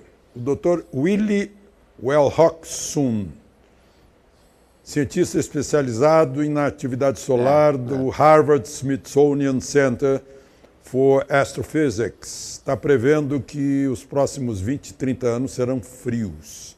Qual é o efeito disso para a agropecuária brasileira, em especial para o semiárido? É lamentável, né? É muito ruim, né? Se a gente olhar a história recente, a gente vê que há esses ciclos de aproximadamente 25, 30 anos em que há aquecimento, depois seguida por um resfriamento, né? E claro, como foi dito, o Sol, ele é a principal fonte de energia, e o Wilson, ele tem demonstrado isso nos trabalhos dele, que a temperatura do planeta, se é que pode-se dizer que existe uma temperatura média do planeta, ela tem seguido muito mais a atividade solar do que qualquer outro fenômeno. Então, se o Wilson ele está prevendo que esses próximos 3 ciclos solares, a partir de 2020, cada ciclo solar de mancha são 11 anos, então, nos próximos 33 anos, se ele prevê que o Sol vai ficar com baixa atividade, certamente os invernos vão ser mais rigorosos. Eu explico, não é questão de dizer que é rigoroso. Eu posso pegar 90 dias de temperatura mínima no inverno, somar, dividir por 90 e achar que a temperatura mínima média foi superior, por exemplo, a um outro ano. Mas é a entrada daquela massa de ar polar, essa massa de ar polar que entra, que derruba a temperatura a 4, 5 graus, a 10 graus abaixo de zero, dependendo da localidade, é que vai matar a planta. E aí mata o animal também. Isso é muito importante, esse aspecto. Às vezes a gente fala mais do agronegócio, lembrando apenas a parte vegetal, a soja, o milho. Mas tem que lembrar que o animal de corte, ele fica no pasto e não é estabulado. O gado leiteiro, sim, a gente leva para o estábulo para tirar leite, né? Mas o gado de corte fica. E se a temperatura cai, o animal acaba morrendo de hipotermia. Então é muito importante que o pecuarista olhe para isso aí e coloque, por exemplo, abrigos. É interessante. Você está no campo, deu geada, você vê que o capim em volta está branquinho, mas debaixo da árvore não está. Porque a copa da árvore protege contra a perda da radiação infravermelha para o espaço. Então a árvore é um abrigo. Ah, mas eu não posso colocar a árvore no pasto porque ela atrai raios e vai matar o animal. Bom, aí eu diria que então ele poderia colocar para-raios, né, para atrair esses raios, e o animal teria seu abrigo em noites frias debaixo da árvore, né? Com isso, nós temos um exemplo. Em 2010, quer dizer, houve essa mudança do clima, possivelmente em 2006, 2007. Em 2010 já tivemos uma frente fria, uma massa de ar polar muito forte. Os uruguaios reportaram uma perda de mais de 100 mil cabeças de ovelha. Uau! E Alexandre, veja que a ovelha já vem com aquele casaquinho. Já está abrigada. Para abrigar. Não foi depois da tosa, né? Exatamente. Da tosquia. E naquele mesmo evento, os hermanos paraguaios, eles disseram que houve uma perda de mais de 7 mil cabeças. Em geral, o Nelore, porque o Nelore ele resiste menos ao frio do que, por exemplo, o Angus ou o Hereford, né? Que são animais mais acostumados ao frio. Então, a gente tem que lembrar disso. O Brasil não sabe quanto, porque não tem estatística. Mas já aconteceu em 2010 com esse evento. Então, como esses próximos?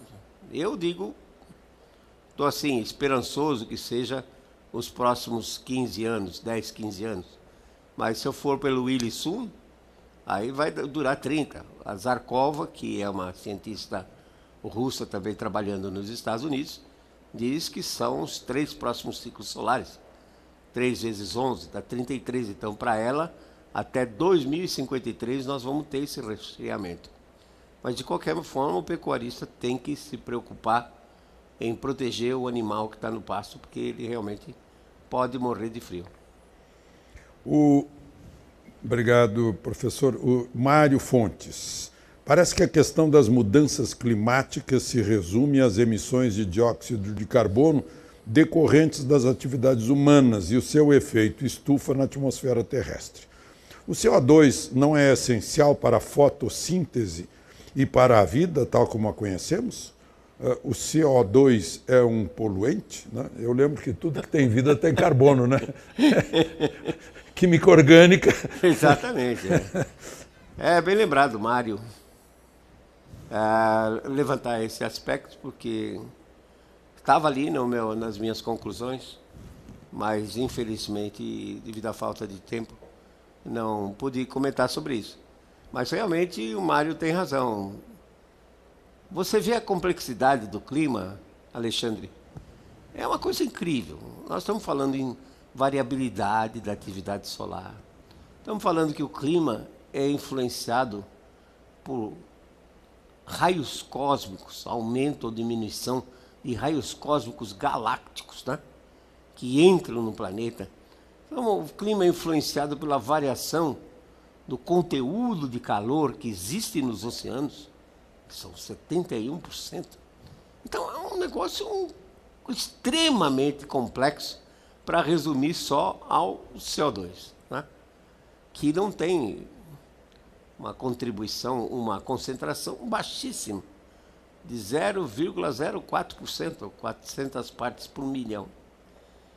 Então, o CO2, na realidade, ele não tem um papel significativo no aquecimento da atmosfera.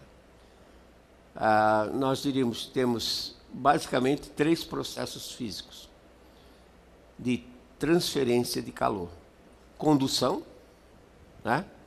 E aí o telespectador pode fazer um exemplo, pode fazer um experimento em casa, pega um garfo, não pode ser de plástico, tem que ser de metal, liga o bico do gás, bota uma ponta lá e segura a outra. Ele vai perceber o que é condução de calor, né? Então, a superfície aquecida pelo Sol aquece o ar. O ar fica menos denso, mais leve e expande, sobe. né? Então, quando ele sobe, ele leva consigo o calor e leva consigo a umidade. Depois, a conversão da umidade em água líquida libera mais calor. Aquele mesmo calor que foi absorvido na evaporação é devolvido. É um processo termodinamicamente reversível. Não há corrupção, não há 10%. Que pegou, devolve. E depois, então, com isso, a radiação entra com 8 a 10% do aquecimento do ar. Então, 90% do aquecimento é aquecimento do ar próximo da superfície e o transporte da massa de ar quente. Então, claro que o Mário tem razão, é desejável se ter mais CO2. Aliás, a NASA andou publicando umas imagens dizendo que o mundo está ficando mais verde. E atribuiu isso ao aumento de CO2. Não sei, acho que é prematuro, porque também, ao mesmo tempo, choveu mais, né? Teve mais disponibilidade de água. Porque não adianta nada a planta ter o CO2 a mais, mas se ela não tiver disponibilidade de água, ela não faz fotossíntese. Ela tem uns poros nas folhas, chamados estômatos, né? Que ela só abre quando tem disponibilidade de água. Então, havendo disponibilidade de água e aumentando o CO2, a planta produz mais. É interessante que vamos aproveitar a oportunidade, nós temos tempo disponível, para explicar para o telespectador como isso funciona. Como é que planta absorve CO2? A planta ela não tem uma bombinha que fica sugando o CO2. Ela absorve por diferença de pressão.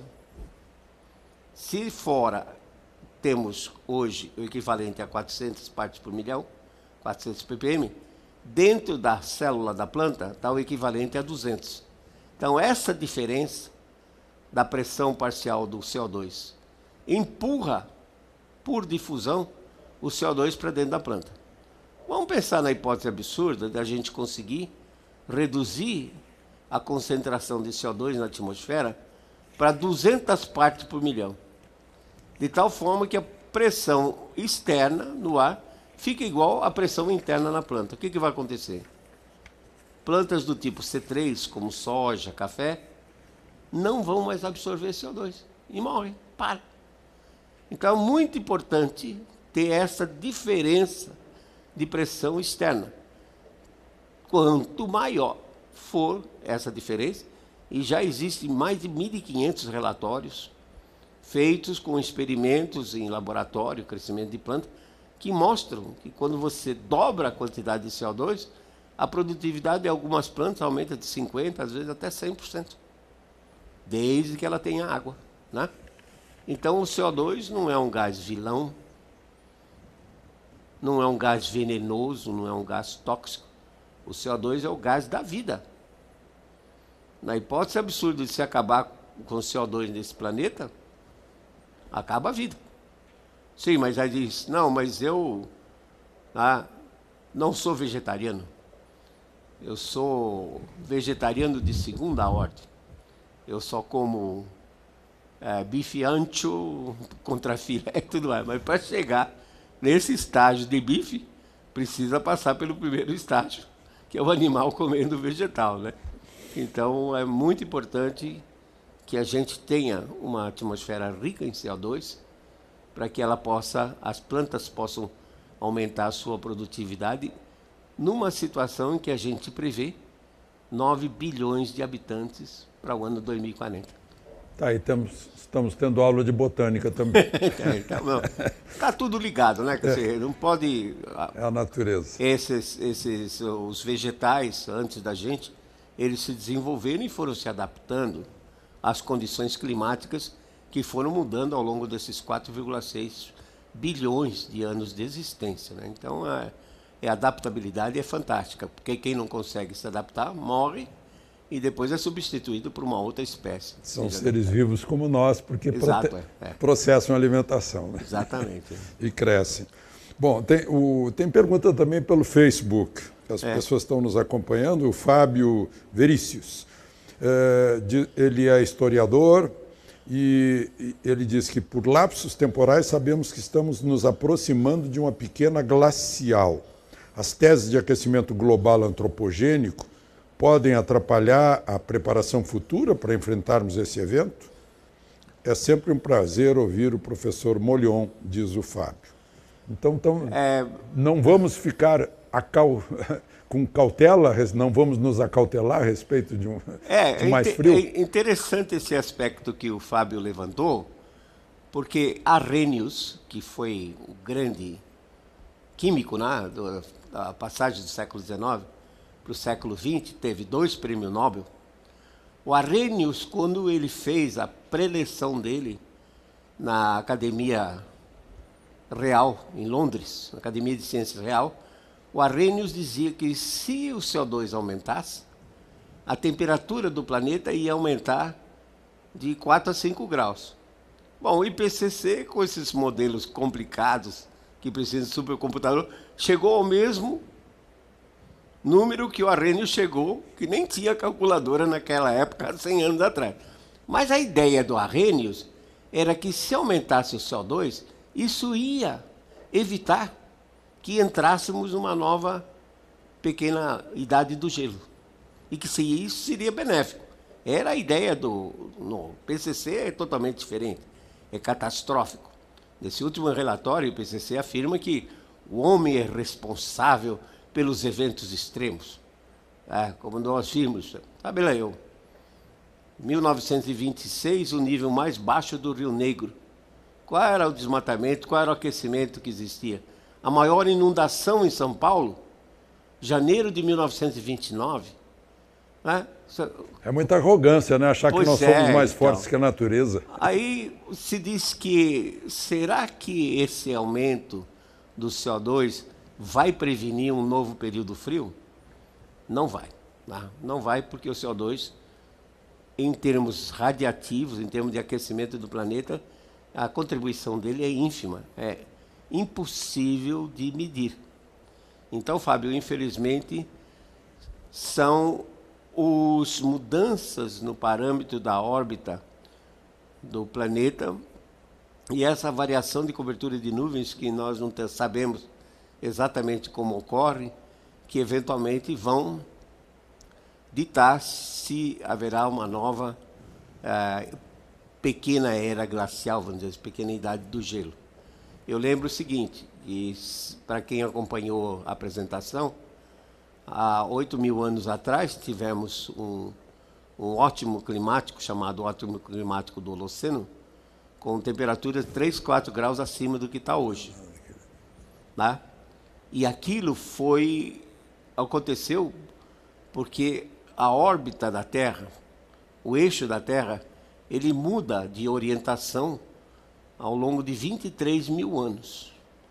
Então, hoje ele está apontado para estrelas polares. Qual é a consequência disso? É que no verão é o hemisfério sul, que está próximo do Sol, mais próximo. Como o hemisfério sul é basicamente oceanos, são 19% de continentes e 81% de oceanos, esses oceanos redistribuem esse calor que é absorvido. Mas há 10.000 anos atrás, o eixo da Terra estava apontado para a estrela Vega. E a consequência disso é que o hemisfério norte estava mais próximo do Sol durante o verão. No periélio, quer dizer, período em que o Sol, a Terra está mais próxima do Sol. Como o hemisfério norte tem mais continentes, o que aconteceu? Aqueceu mais. Né?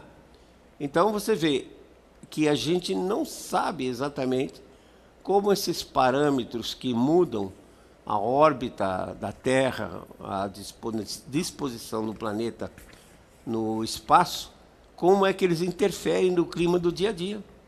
Porque são ciclos muito grandes, são ciclos de 100.000 anos, 40.000 anos, 23.000 anos. Então, no dia a dia, a gente não percebe isso.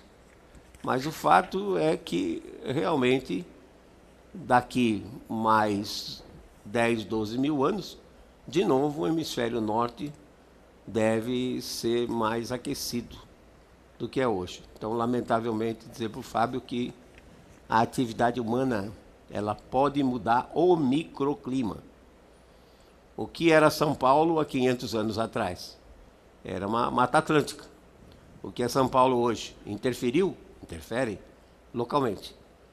O homem consegue interferir, mudar o clima localmente.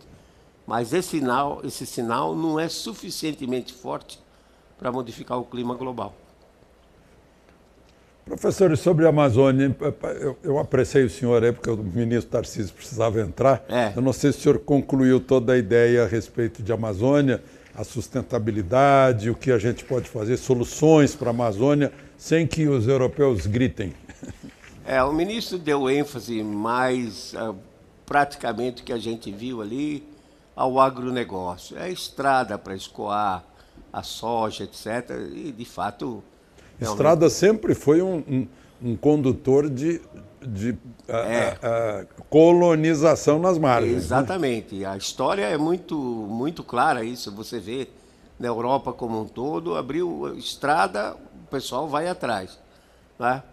Então, a Amazônia, Alexandre, tem coisas que a gente desconhece.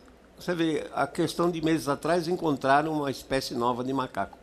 Você vê, até mamíferos, que é mais fácil de detectar, a gente talvez não conheça todos que existem lá. Répteis também não. Quando entra para insetos, acho que nós não conhecemos 10% dos insetos que tem lá. E quando entra na parte de micro-organismos, aí acho que a nossa ignorância é total. E os micro-organismos é que vão ser a grande alavancagem para a tecnologia nos anos seguintes, aí, nos próximos anos.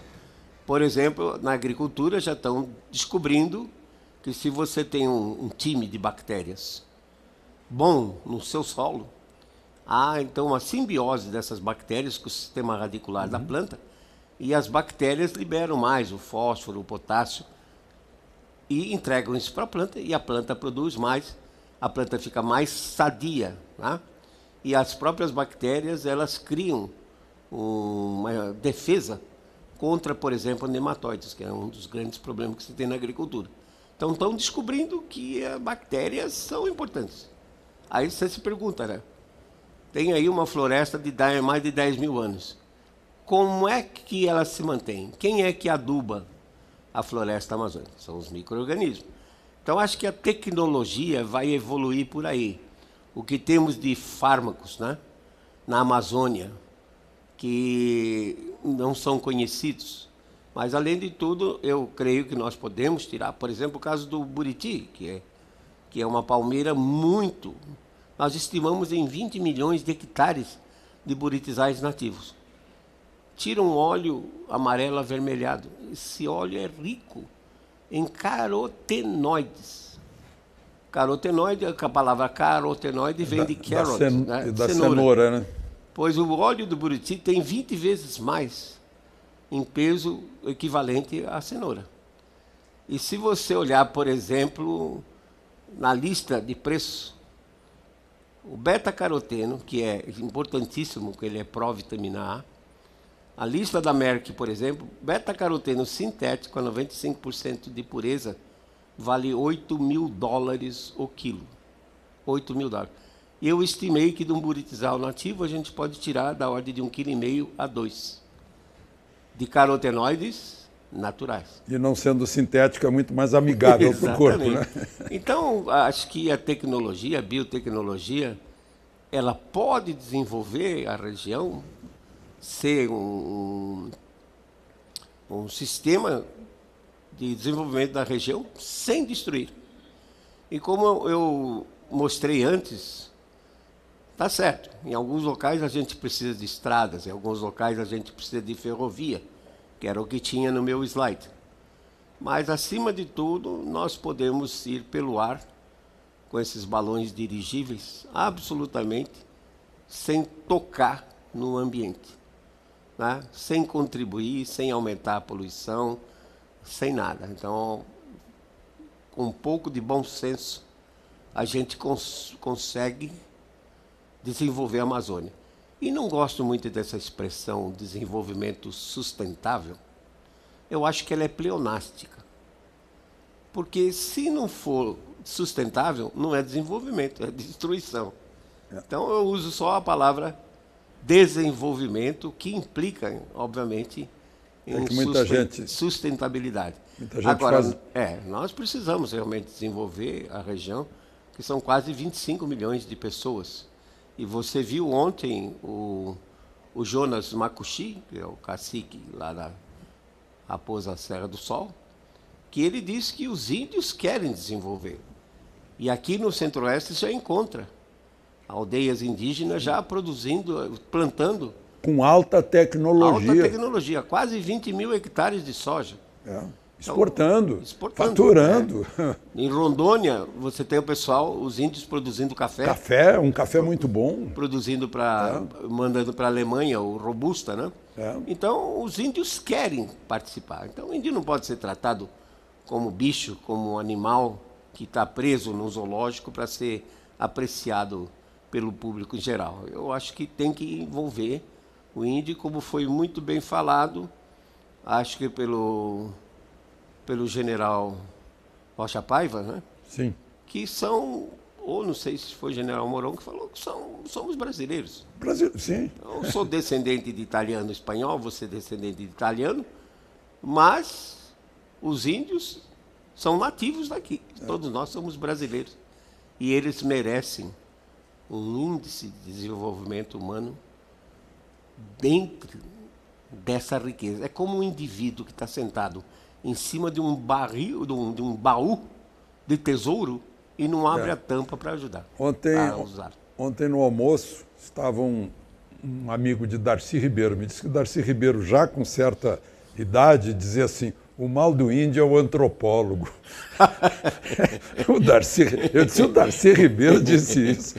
Interessante. Olha só. Interessante. Depois de certa idade, vou falar tudo.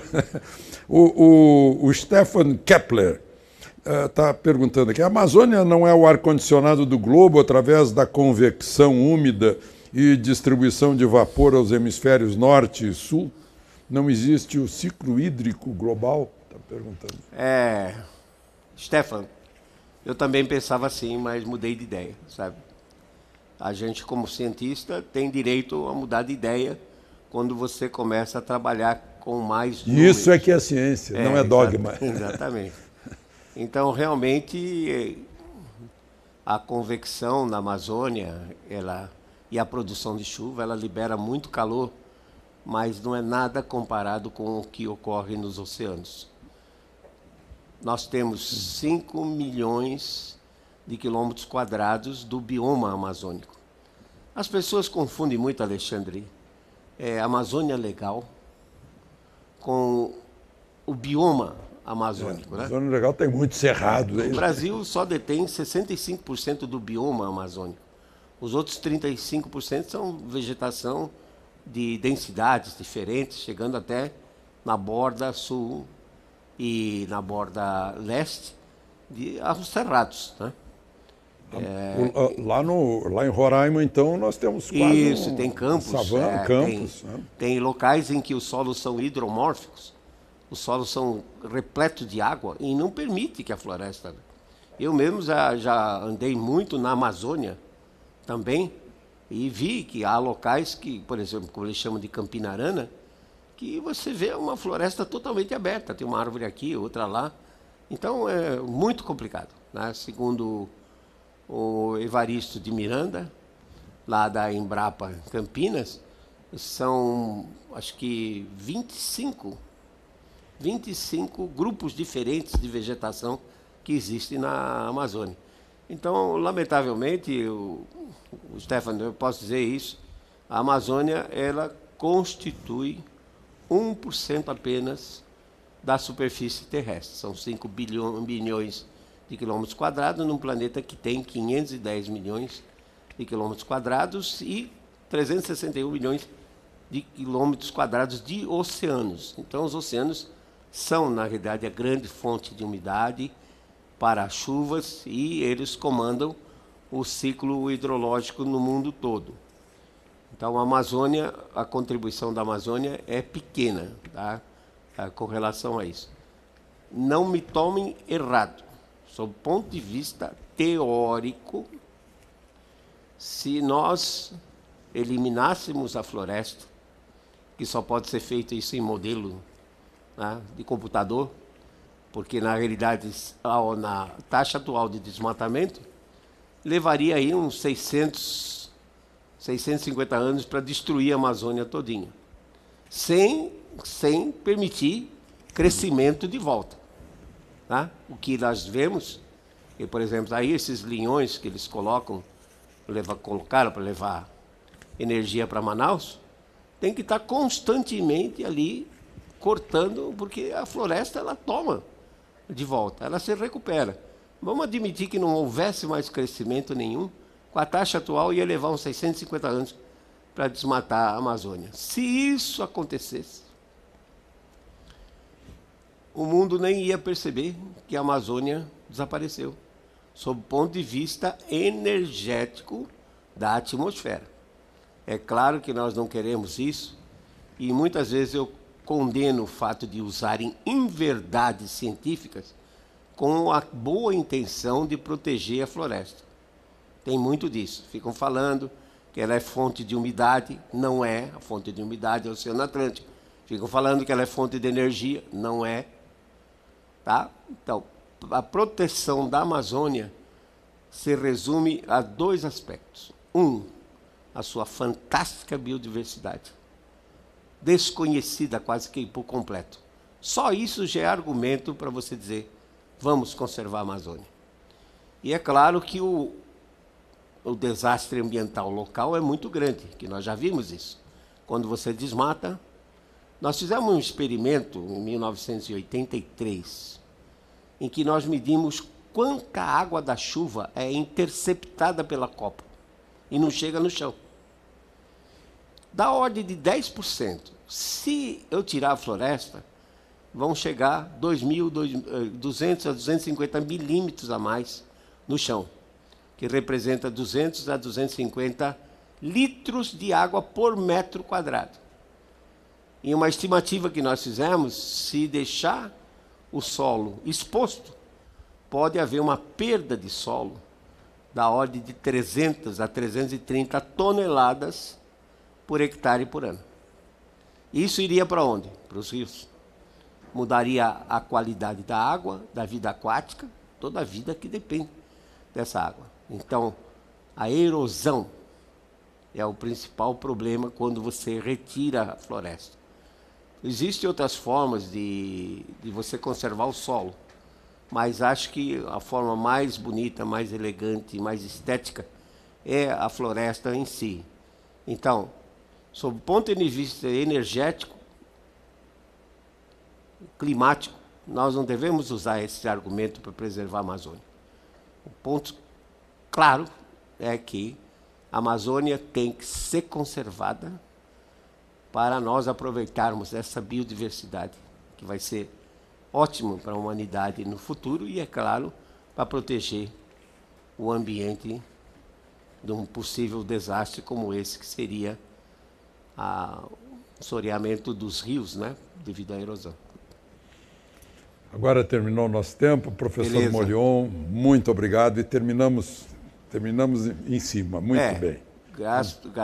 Mais uma vez, né, agradecer a oportunidade de estar aqui, de levar algumas dessas minhas preocupações, como eu disse, que muitas vezes são baseadas assim no sentimento, né, em tentar proteger a floresta, no sentimento em não destruir o planeta, muito mais do que os números, muito mais do que os argumentos que são científicos, básicos e calculáveis. Muito obrigado pela atenção. Obrigado, professor Luiz Carlos Baldiceiro Molion, que participou aqui com a gente do segundo dia desse encontro em que estamos discutindo a Amazônia, a Amazônia brasileira. Amanhã nós teremos o general Poti, que é diretor do departamento do programa Calha Norte, que vai falar sobre o programa Calha Norte, desenvolvimento e proteção das fronteiras. E também, antes dele, vamos ter o geólogo Geraldo Luiz Saraiva Lino, que vai falar sobre os desafios do carbono zero. É uma continuação do nosso tema de hoje aqui. E eu peço a todos que queiram nos seguir amanhã que continuem fazendo inscrições, que façam inscrições através do site www.igvb.org/webinar.